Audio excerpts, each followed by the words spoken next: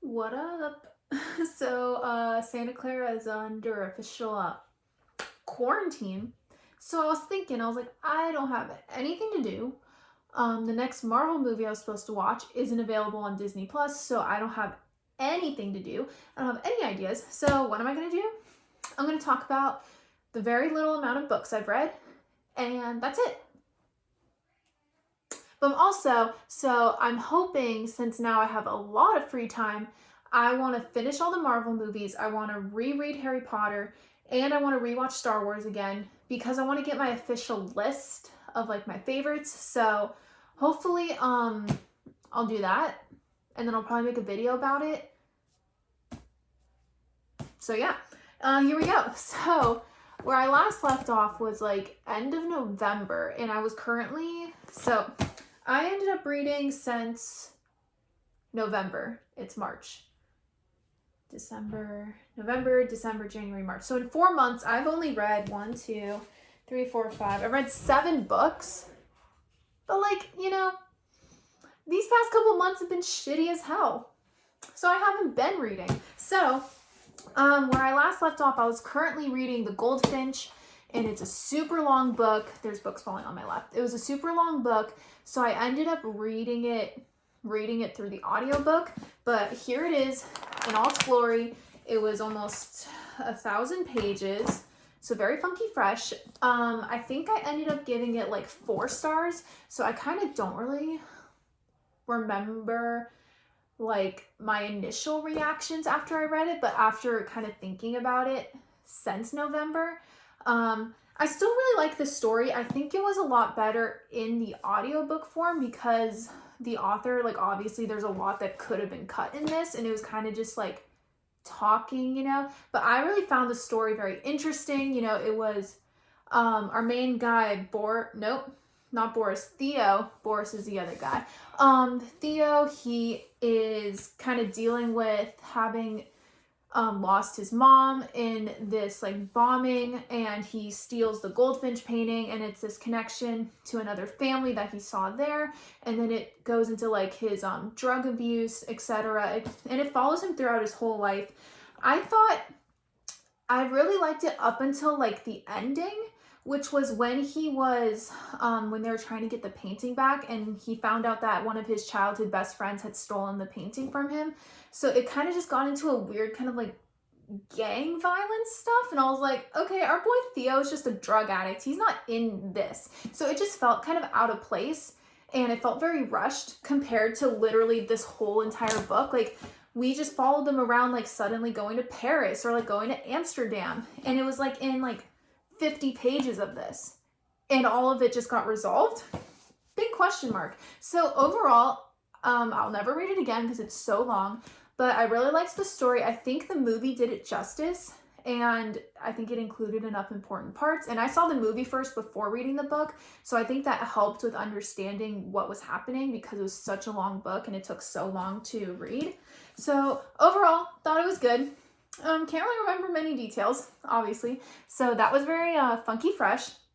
And then I also wanted to read Six of Crows, which I ended up doing, and it is very popular on BookTube. So I probably had very high expectations. And also, I think action books or like action driven books tend to bore me because I don't like to read about the descriptions of how they're fighting and stuff. So I think that was a major drawback because the whole point of this book is that it's a heist to take something, right? So the whole thing is like a bunch of kind of misfits who are working together to go steal something. I also can't remember much. I decided to do this video literally 10 minutes ago. So it's fine. It's whatever. But I really liked 2 of the characters. I liked Kaz. He's the main guy. And then I liked Inej. I really liked their relationship. I thought it was very interesting to read about their backstories. And so I think I gave this either 3 or 4 stars. It wasn't like I was blown away by it, but it was cool to read. So then the next book that I ended up reading was the second book because this is a duology. here, let me pull up a picture on my mom's huge ass computer because my computer's dead and we're in quarantine. So here's that. There's the second book. And I really didn't like the second book. So I just thought it was kind of, there wasn't any new plot happening. It was kind of like a continuation of Six of Crows. And then they just added in a lot of new characters. And I just like, I didn't really care. Like, I cared more about the main, like 4 or 5 characters that were in the heist together. I cared about them more instead of like the relationships with the other like drug lords or like the criminal lords in the city, which is what a lot of the second book was about. But I still really enjoyed Kaz. I still really enjoyed Inej. And their relationship got developed a lot more, which is really cool. So I think it was fine. I think the book just wasn't necessary because I think Six of Crows ended on a good note where you kind of didn't know what was going to happen, but like that was fine. And then this one, I don't know. And I think a third one is coming and I'm like, it doesn't need it. And I think they're going to make a show for it. Like, I don't know. But I say, so I don't think I enjoyed it as much as a lot of other people do in the community, but like that's fine. I know kind of now for myself that these kinds of books aren't really my thing, and because I like character-driven books a lot better. So like, for example, The Goldfinch is very much a character-driven thing, and we're just learning more about him. So even though it was 900 pages long, it felt okay because we were still going and learning more as this character grows up. Whereas for Six of Crows or just the whole duology, it was like one thing after another. And it was like, okay, I kind of care more about Kaz and his whole backstory. Like, I want to learn more about that. Why does our homeboy wear gloves? Oh, it's because he can't touch skin because it reminds him of dead bodies. You know, like that's what I want to learn about. I don't care about the heist. So, I think it's fine. Like, since I know that that's something I don't like, I don't feel as weird about not liking it. So then the year ended, and for January 1st, when I was really going through it, I read Her Royal Highness, which is in this book, and it was a lesbian story, like, or a women loving women story, and I had very high hopes. You know, it was kind of like a haters to lovers kind of thing, and I was like, oh, I'm with it. But also it was only like 200 pages and I was like, I don't really know how this is going to get developed. And I was right. There was no development. I gave it 1 star because it was like this girl, like she was at like a boarding school and she got roomed with like the Duchess of some other like of Scotland or some shit like that. And like, which was very cool. Like, I love a good, like, roommates hating each other, but then they fall in love. Like, okay.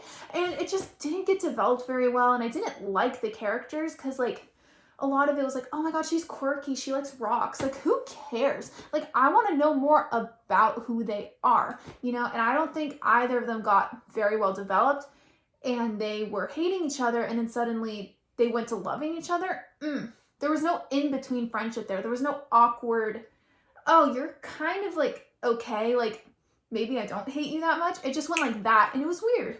I didn't like it. So, gave her a 1. And then, that's really funny, because the next book I read was Little Women, and I gave this 5 stars, which I very rarely do. Thinking back on it, I don't know if I would still keep it at 5 stars, but the reason is, so I listened to this, and I finished it right before I saw the movie, so kind of the last part, I was kind of rushing it a little bit because I was like, I really want to finish it before I see the movie, and I had plans to make the movie, you know, whatever.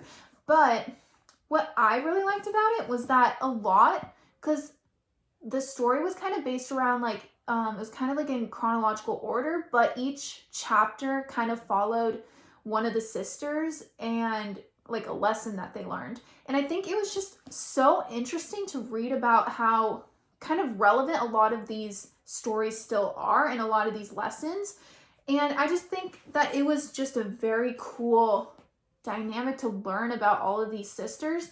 And I always thought I don't really, it's hard for me to read like historical, like kind of older books, just because like the the reading is very dense and I like lose track real quickly. So I think this was easy to read, which was really nice. It was pretty long too, but I think because each chapter had its own like objective, it felt like it went very fast and it wasn't really drawn on too much.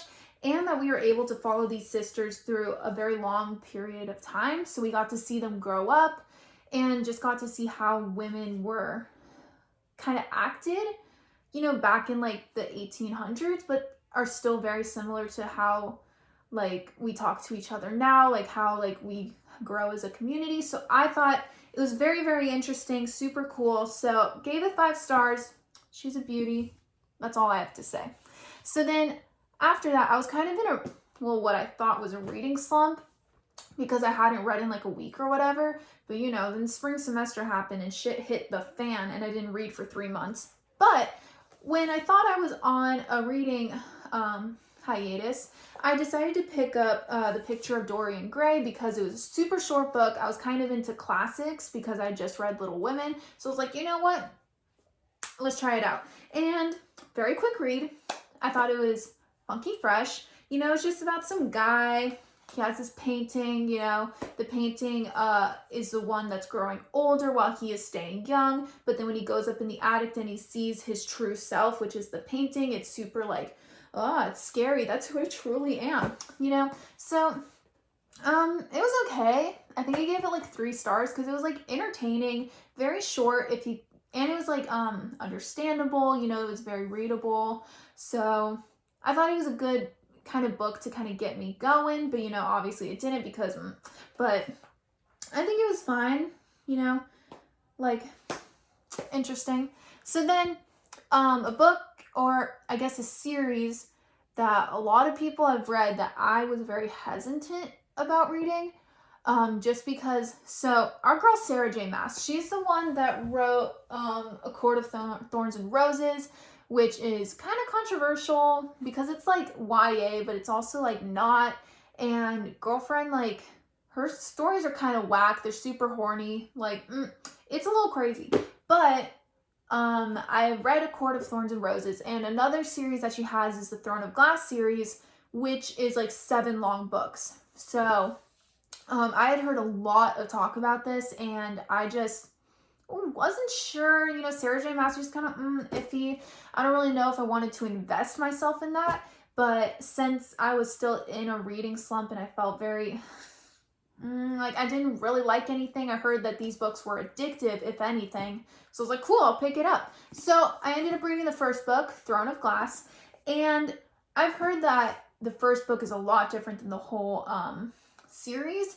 So I kind of kept that in mind, but I thought the story was interesting enough, you know, but I knew that, like, while I was reading it, that I would probably want to read the next couple, or really the whole series, because I kind of feel, like, invested in it now. So, the first book, it was fine. It was about, I guess I haven't even really said what any of these books are about.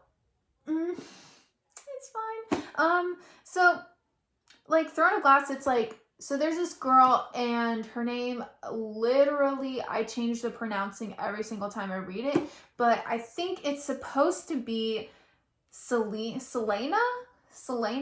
but I pronounce it as Kalena or Kalina in my head.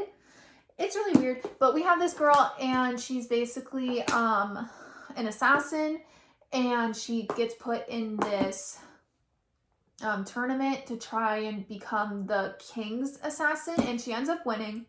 Spoilers. But there's somebody that's kind of killing the other assassins that are in the group together, like in the competition, and nobody knows what's going on. And we understand that it's kind of like dark magic-ish, like something is happening. So that's kind of where we leave off, which now I'm going to talk about books that I'm currently reading. So right now, they're all over here. So right now, I'm currently reading Crown of Midnight, which is the 2nd book, and I am almost done. Like, I don't even think this is accurate. I read a bit more. But basically, we're learning more about this kind of like magic that's not really supposed to be there, but also Selena is supposed to like have magical parents, and she's supposed to be magical, and she's talking to like the fae, like fairies from way before, and then the king is doing something, but as the king's assassin, she's supposed to be killing people, but she's not. She's trying to get information from them and work with them against the king. So it's just like, I've heard that this book particularly is very boring and it's hard to get through, which has been for the past couple weeks, but also I've been kind of getting back into reading again. So that's been nice. I've been starting to read this more, but I'm very excited about this. I'm hoping to get back into it soon, like hopefully this week, you know, hopefully I can finish this up since I have so much more time.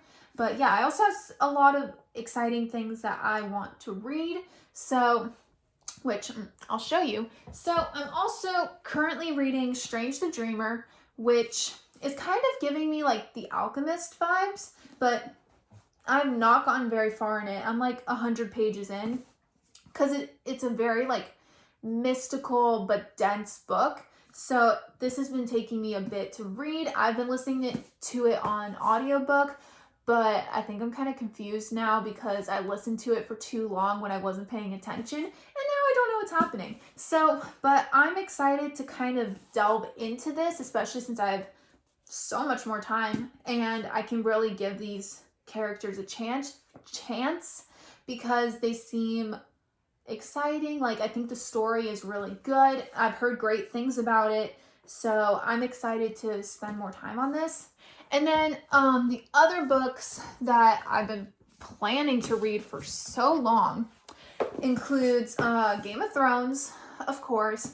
I don't know if this is ever going to happen because these books are so long, and I've watched the TV show, so I don't know how important it is that I read it. It's kind of just in the back of my head, like, oh, maybe I'll read Game of Thrones. Maybe I'll read the series, but I really don't know. It's still on my to-read list.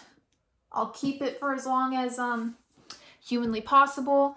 And then also at the beginning of like my kind of reading, one of the books that was highly recommended in the book community was Mistborn by Brandon Sanderson, and I started reading it, but it's a very dense book. It's an adult fiction, so it's a lot more dense, you know, and I started trying to read it when I wasn't very used to reading because I didn't read when I was younger, so a lot of this is kind of like new, you know, so, or just like so I started like with other books, you know, besides this, because this is a lot of information. So I'm hoping that I can get back into it. I think I read literally 50 pages and I was like, oh, we out of here. So I'm gonna reread it and hopefully see if I like it. I'm really hoping there's like 5 or 6 books about this universe of Brandon Sanderson, but then also Brandon Sanderson has a lot of other really great, highly recommended books outside of this, like Skyward is another one that I want to read. So I'm hoping to see if I like his style of writing, to see if that's something in the future that I'll be reading. And then also, I'm really feeling it, you know, again, it's another Harry Potter reread. I finished Deathly Hallows back in November, so it's time to read Sorcerer's Stone. You know, I'm kind of thinking I want to read the first 4 books since I'm going to be home with the illustrated version, because I think that would be very exciting, very cool. So that might be something that I'm doing. I'm also thinking I want to have a book where I can annotate it and kind of write down each time I read it, like new things that I find. So I'm kind of debating between the two. Since Sorcerer's Stone is so short, I can get through this so easy. Bam. You know? So I think it's just finding the time to reread it again. And when I was feeling very anxious and sad, my mom recommended that I read Harry Potter when I'm going to bed so that helps me kind of calm down and makes me not feel as stressed out or sad. And I'm thinking I might try that out again, just because that seems like a time, like with a book that I've already read, you know, it's kind of just making me more tired, etc. Instead of something like, you know, our girl Crown of Midnight, where shit hits the fan all of a sudden and people are dying and it's kind of scary. You know, not the best to read before I go to bed. So I'm really hoping that I can find the time to start rereading Harry Potter again.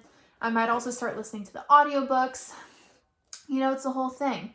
And yeah, I'm hoping to reread all of them so that I can start kind of figuring out which ones are my favorite, you know, especially since the past 2 reads have been like just for enjoyment. I haven't really been thinking about any of that, like any ranking.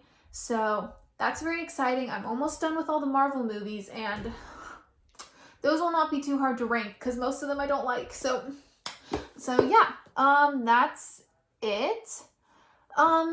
Maybe I'll do a bookshelf tour thing. Like, this isn't like because like I want views or whatever. It's because I'm literally bored out of my mind, and I love sharing my opinions with my 4 followers.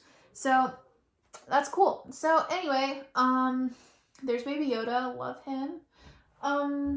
Yeah. So peace out.